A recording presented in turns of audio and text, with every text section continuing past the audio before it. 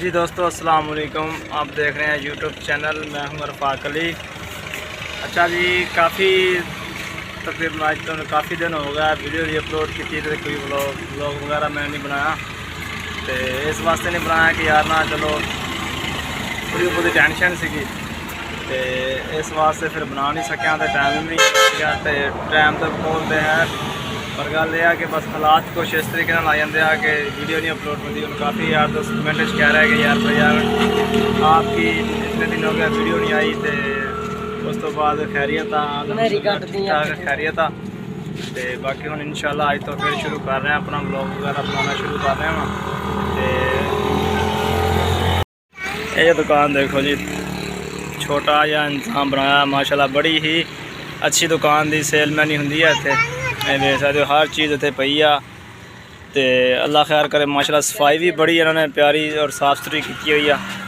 तो जो का माशाल्लाह गंजे के 2.5 खोखा चढ़िया ना, सारा खोखा ही वेला कर दिता, सारा समान नहीं पूरा कर सकिया गंजा। ओए गंजे खोखा क्यों वेला कर रहा सारा? हाँ गंजे गंजा वेचते पे हो जी। ये गंजे के 2.5 जो खोखा चढ़ाया, खोखा अद्धा ही वेला करता इस गंजे ना।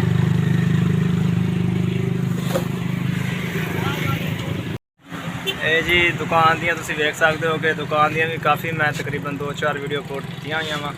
ये अपने कज़ना की दुकान आ, तो इत्थे आया मैं कहा चलो इत्थे जाके अज की वीडियो बनाइए, तो अज का व्लॉग वगैरह इत्थों शुरू करते हैं। अल्लाह खैर चीज़ां पईयां वा, छोटा जिहा खोखा वा, तो नाल ही रोड आ, मेन रोड के उत्ते आ।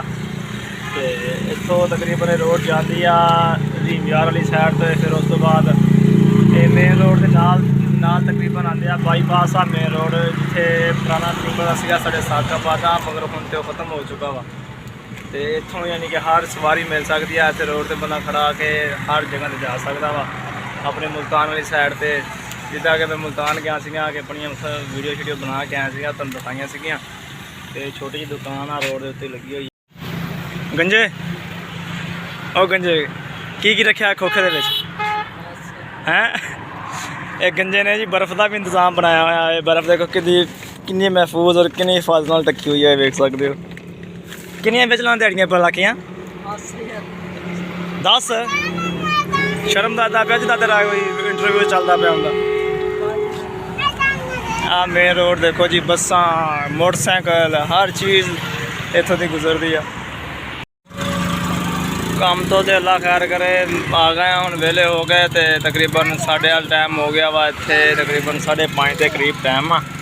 तो अल्लाह खैर करे हम ना अपने फिर माहौल के बारे वीडियो शीडियो आए करेगी मेरी। तो हम ना बाहर आए थे थोड़ा जहा, मैं खैर बाहर का माहौल शोल वेख आइए।